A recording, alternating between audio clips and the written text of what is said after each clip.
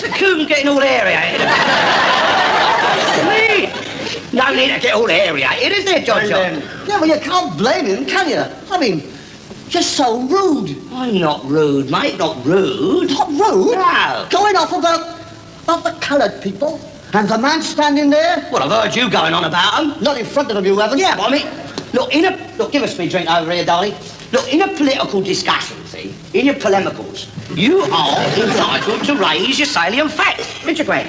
See? And the coon over there is political, isn't it? I mean, it's not his fault. It's not your fault, John, but you are a political question, see? You've got to admit that, haven't you? Yes, I know, but there's such a thing as politeness. All right, granted, there is such a thing as politeness, but this is still a free country, isn't it? Still a democracy, and you are entitled to thoughts, isn't Granted, yes, it is a democracy, and you are entitled to thoughts. Right. Granted. Yes. Yes, but you don't have to voice them, do you? All right, well, say I didn't see him standing there. Let's put it that way, all right? Well, if you didn't see him standing there, all I can say, mate, is you want to get down the National Health and get yourself a new pair of goggles. Here, listen, for your information, Sonny, these goggles are not on the National Health, because these goggles, mate, happen to be private goggles. For virtue of the fact that they was bought before your Labour lot brought the National Health in. Not my Labour lot. All right, I'll grant you not your Labour lot, but they were still bought before the National Health come in, see? Because these glasses, they belong to my dear old dad, they did. They was presented to him by the Prince of Wales in commemoration of the application crisis. Oh, yeah, maybe. Never mind about maybe. Those are the facts, son. Incontrovertible facts. Facts? Yeah. I'll tell you the facts. If you can't see him, you want to get them changed. Nothing wrong with these, mate. Nothing wrong with these goggles, don't you worry. I can see him in 9, and 9's National Health. And I can see him in mine too, you daft old rat bag. Look, why don't you shut up? Blimey. Marvellous, eh? Marvellous. Come in here for a quiet drink, didn't you? And everybody wants to pick an argument with you, don't they? I didn't pick argument with you. You bloody picked argument with me. On a point of information, Sambo, I did not pick an argument with you, did I? I was merely expressing an opinion. An opinion, which is the sovereign right of every Englishman to express. A right guaranteed to us under the Magna Charta, and an opinion. There's not only my opinion, mate, but it's also the opinion of one of the finest political leaders this country's ever had. Enoch bloody Power, I suppose. Mister to you, if you don't mind. All right, then, Enoch Mr. Bloody Power, then. Bloody white Sambo. Listen. You listen to me, Gunga Din. Gunga Din? What? You'll soon change your tune if he gets it to number 10, mate. God, blimey. Your feet won't touch the ground, they won't. Boy, he'll have you back in the jungle playing on your tom-toms before you can say that. I am leaving. I'm not paying £2,000 to come into this country to be insulted by bloody skinhead.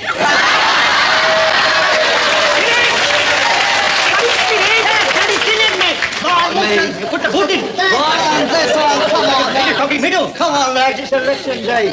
Listen, £2,000? Oh, for £2,000 I'd get out, wouldn't you? Yeah, £2,000, you bloody liar. Because it don't cost no £2,000 to get here from India, do it? Pakistan. All right, India, Pakistan, what's the difference? No difference. It's all bloody wogland, mate, isn't it? It don't cost you no £2,000 to come here, does it? Not even if you fly it, don't. I don't fly. I do not come by air. We come by boat all the way to Calais in France. Look, I'm perfectly well aware where Calais is. We're not all bloody ignorant, are we? All right, then.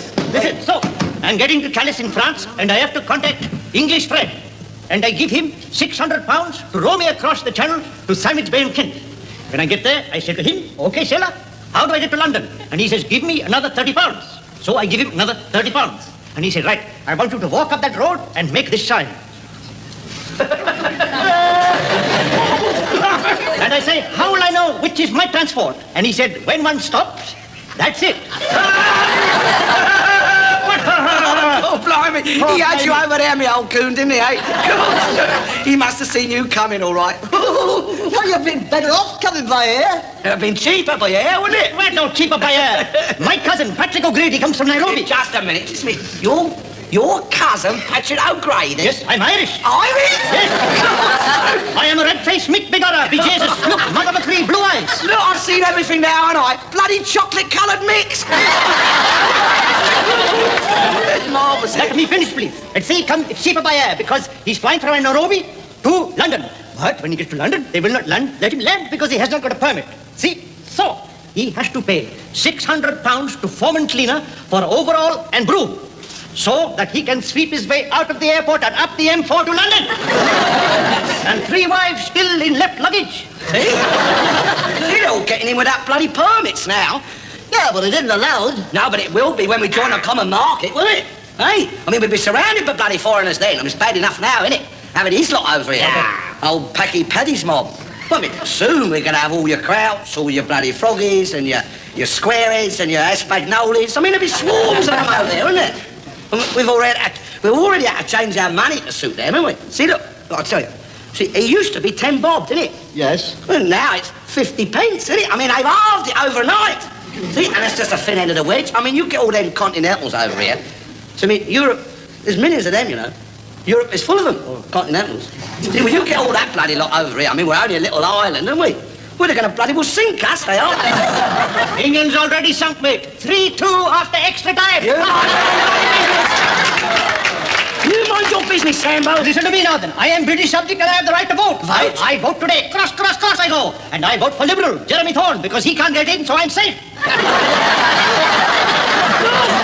I mean, shut up and listen. They've given them the vote now. I mean, they've got a say in how to run our country. I mean, before you know where you are, there'll be half of them in the House of Commons.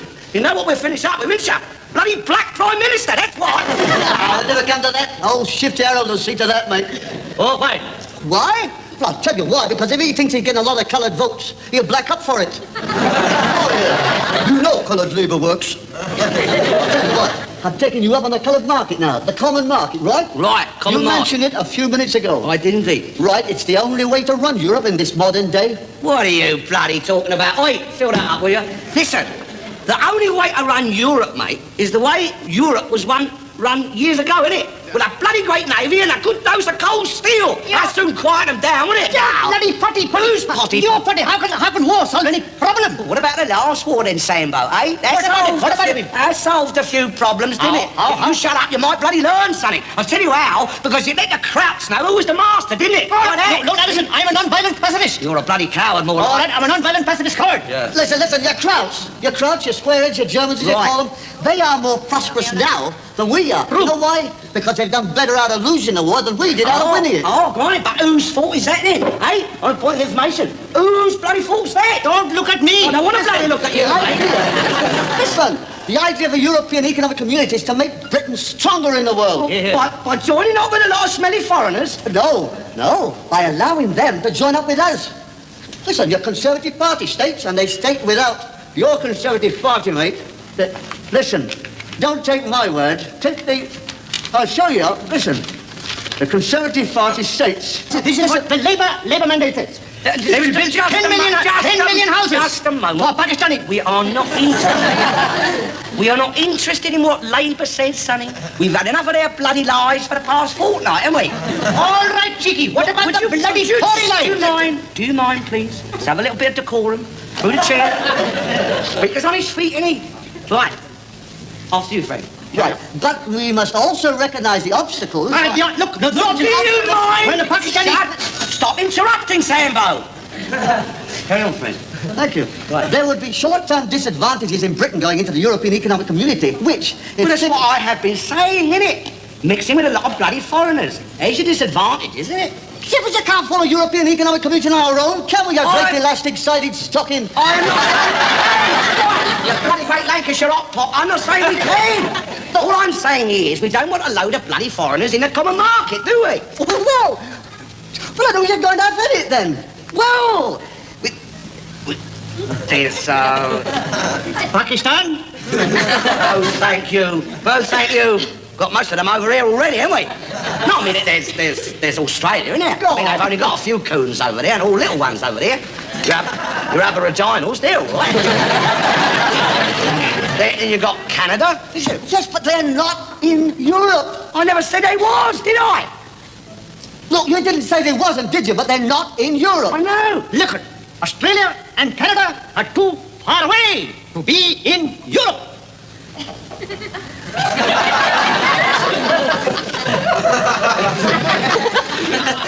They're too bloody fools, these men. Too bloody fools. I'll tell you something. Now, if you bring a pound of butter from Australia, it costs you more because it has farther to travel. Whereas, on the other hand, if you bring a pound of butter from France, which is not as far away as Australia is, it's cheaper. It's much cheaper. Even Gran can see that, can't you? See what? Look, you bring a pound of butter from France, it's cheaper than to get a pound of butter from Australia, do you agree? Doesn't really bother me. I can't afford to buy it anyhow, not on my pension. Yeah. Can't remember the last time I had a nice bit of butter. There was butter on that sandwich I just gave you. Oh, could be. Could be. Could be that made me gin go greasy. I has to dunk me sandwich, you see, because me teeth's gone blunt. Those government teeth, that's the trouble. But they don't slip. Now, that's important. Now, you know, old Jack Lewis, his teeth used to slip. They'd slip and slide around all over the place. And, you know, they used to rattle when he'd talk. You would hardly hear a word he was saying. But that was the end of him, you know, in the end. They killed him. He was out the back drowning a cat, and the cat scratched him, and he fell back and hit his head, and his teeth slipped right into the back of his throat, see? Blimey, piss off, mate. Clean country? Only one of the cleanest countries in the world, that's all. Listen, how can it be a clean country when you have to put up sign, do not let your doggy do 5 pound foul on pavement? That's the sign of a clean country. Oh, that is the sign. Wally. Yes, listen, that's the sign that enables man to walk home at night free and not have to go up and turn around and step over and have to... That's not right, is it? Blimey, I thought that was him for a minute. This is what I mean, you see. In a clean country, people would know about such things. Yeah, the people know, the dogs don't. You give a dog, if a dog, mate, you get a... Dogs aren't like people. Oh. They're not like... Listen, dogs are different, I'll tell you. Look, just on a point of information, Sambo, can I ask you a question? Look, what do doggies do in your country then when they're out for walkies, like, and they get caught short, eh? Well, we don't have many dogs in our country. No, because you eat them all, don't you? I'll tell you something. Look, I am a Tory, mate, right? Make no bones about it, I'm a Tory, and I'm categorically opposed to the bloody common market. And I am in Labour. You are a war. You're such a dirty row. Look here, I am Roman Catholic Irish Pakistan gentleman. Gross take home pay 8 pound pen. And don't you tell me to piss off, I'll give you thumb up the butter.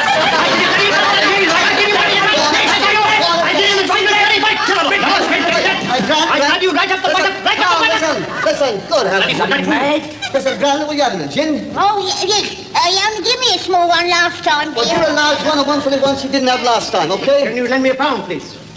What you do with the last one? I lent it to you.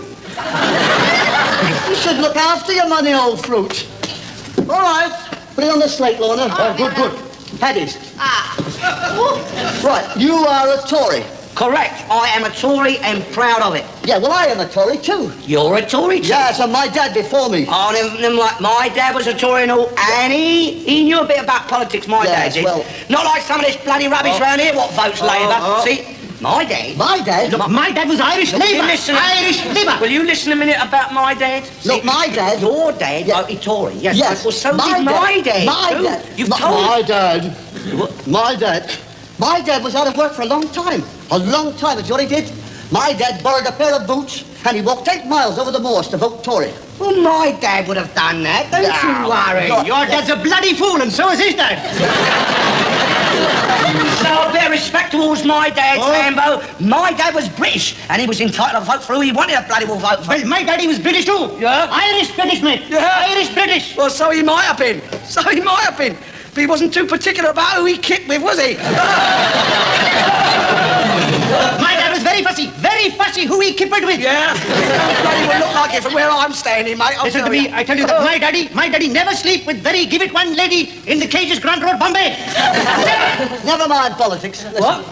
You are a Tory Correct, I'm a Tory. and you are against the common market? Exactly, against the common market. Right, well, answer me this then. Edward Heath, Right Honourable Edward Heath, Right. what party's he? Answer. What party? Oh, easy, I'm gonna... What sort of a daft question is that then? What party? You show a bit of respect, Sambo. Oh. If old Enoch, if he was up there in that... Or Sir Alec Douglas Home himself. If they was up there in number 10 Downing Street, this country wouldn't be in the troubles we're in now, mate. Yeah, I'll give you that. I'll come back on that. He's in trouble too. No, I mean...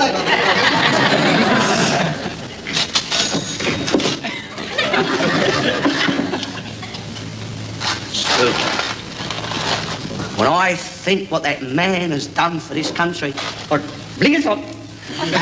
No, you bloody right black pudding. Sir Alec Douglas home. I mean, do you know what that man done? That man gave up all his titles he did in order to become the Prime Minister of this country. Oh. And what thanks he get for it, eh? What thanks? Nothing. Absolutely nothing. That's what he got. He shouldn't have done that. He shouldn't have given up his title. Well, he had to, didn't he, you daft old faggot? He had to. I mean, you according to the Constitution of this country, you cannot preside over Her Majesty's government without what you are commoner for some bloody daft rule or other. You see, in the old days, Sandro, when we was ruled by our aristocracy, see, we had an empire then, and now we're up to bloody eyeballs in debt, haven't we? You see, that's the rule, a law of the country, that an earl or a duke or a lord cannot become a prime minister. Well, Lord George done it. He was a prime minister. And he wasn't Lord George, he was Lloyd George, wasn't he, a daft cow? What about you, Lord Palmerston? Oh, I don't go to that pub no more, love. Don't like the governor there, he's a pig. All the years I've been going there, he's never bought me a drink yet. Not like they are here, not as friendly as here. Blimey. Look, she was not referring to pubs, was she, a gin-sodden sandwich dunking old rat bag?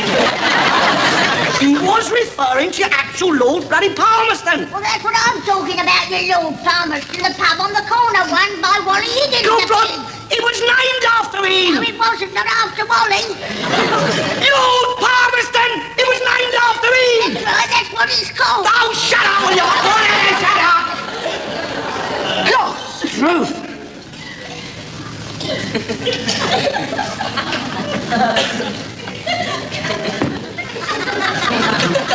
What I would like to know is, why isn't Ireland and Pakistan in the World Cup series? Perfectly simple answer that, my old coon, because they ain't bloody good enough, that's why. See, racialism in bloody sport is not nothing to do with that, nothing to do with that. They just can't play football good enough, that's all. Oh, what about the Georgie Best? What about? He is Irish. He is the best football player in the world in Ireland. Well, go on to that. Go on to that. Did I ask you to blow that match out? No, done on an impulse. Well, mind your own bloody business. I'll grant you that Georgie Best is best footballer. But why? Because he comes from the best part of Ireland. What? The English part of Ireland. What are you talking about? English part of Ireland. What's it? English part of Ireland. Hey, is it true what they've written about you on the wall out there? If they put it up again, I've rubbed it off twice. In any case, it's not true. How do you know? I asked her. Hey, shut up, you sex-mad coon. What? We was talking about football, wasn't we? Football. Football? Yes. I'll tell you what, there's too much religion in football. No, listen, did you see that Petrash for Czechoslovakia? Petrash? Petrash, he was and he scored a goal and he dropped down to his knees and he crossed himself. Oh, yeah, well, Brazil do that, don't they? I see they do that before the game and half-time and all. Oh. And I'll tell you something else. Gran, do you know that Brazil have got holy water in their trainer's bucket? Yeah. And I can't say I blame them. Because, I mean, you don't want to take any chances, do you? You want to get him on your side, see? Him? Yeah, him. Get out there in the middle of the pitch and cross yourself where he can see you. I mean, that's football today, isn't it? See? You don't think that God is watching the World Cup series, do you? Well, what do you think Brazil is doing all that ace, king, queen, jack business? That's the reason he's watching. I mean, you don't think he'd miss the World Cup, do you? Of course he hasn't got time to watch the World Cup.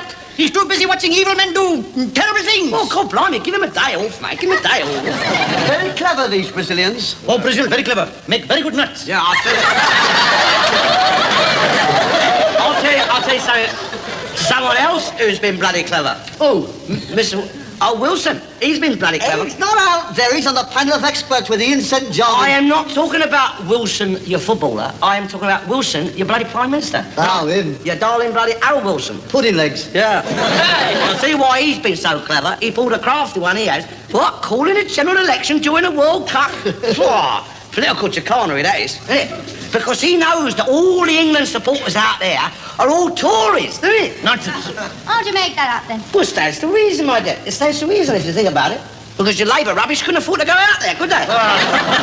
All them England supporters out there, all bloody Tories. And he's robbed us of them votes, old Harold. Robbed us about 30 seats, he has, the crafty swine. Hey, Gran, what about your England squad? Eh? What about them? They can't vote either. He's robbed them of their bleeding vote, he has. Listen, how do you know they're Tories? Well, God blimey, the money they earn, you don't think they're going to vote bloody Labour, do you? No, I mean, because he's trying to bribe them, isn't he? Oh, Harold, he's bunged out a few OBEs and a night off for Ralph. But our lads are above corruption, because you ask me, this old Harold is the one who's corrupt, isn't it? Oh. Well, of course there's all them orgies they have up down in the street, all them theatricals he keeps inviting up there. I mean, you know what, he's even give out an OBE to that coon singer. Yes. Oh, you got to be fair, though. You give an OBE to Gordon Banks, and he can't sing. I know. It's another example of your political chicanery, isn't it? See? Gerrymandering. And all that, because his Stoke-on-Trent is a marginal seat, isn't it? Oh, he's crafty, you know. And he'd give Enoch an OBE if he thought he'd be on his side. Of course he would. He would. Listen, I'll tell you what, lads, he slipped up. What? Old stocky legs has slipped up. Do you know why? What? Because the lads are back home. Defeated 3-2 after extra time. Stop laughing, Sonny. Just a minute. We was not defeated. We was not defeated. What about we was 2-0 up at half-time, Only wasn't we? half-time. Well, listen. I'll tell you. You know what happened? It was 2-0 up half-time in the boiling cauldron of Guadalajara. Leon. Right, you're right. I stand corrected. And what happened? Bobby Moore, God bless him, OBE. Because he got that off the Queen herself, not off of Harold, you see. And he got the lads together in the dressing room at half-time, and he said, look, lads, he said, we've beaten the Jerry, we've beaten the Hun in 2 world wars and in 1 World Cup. 1914. Oh, that's a lot of goals. See? He said, and here we are, 2-0 up, and we've established our superiority to them. But he said, lads, he said, Martin, Gordon, and Jeffy. The team. The team. He said, lads, he said, what is more important, winning the World Cup for the 2nd time, or protecting our beloved country from the creeping menace of the bloody Labour Party, he said. He said, listen, lads, he said, and as a man, the cry come back, save our beloved country from Bolshevism, to come back. He said, right, lads, he said, get out there, he said, give them, make it look good, take them into extra time, and let them win by 1 goal. No more and no less. What is Alf Ramsey doing during all this? They didn't let him know about it, did they? Why, is he Labour? I mean, he didn't get his night off for his knowledge of football, did he? And old Bobby says, get out there, lads, lose the match, and then back home and vote Wilson out. Yes. He's off his nuts. That's what happened. That's what happened here. Bloody dusted this fellow. 3-2. Bloody Wilson, Listen up. and you back home. What are you talking about? Back home. Where's going 3-2. Wilson? Listen up. Back home. Back home. Here. You're not a bad old nigger, are you, really? You know, not all said and done, you're not a bad old Sambo, are you? They were defeated by a better team 3-2 after half-time. You traitorous blood!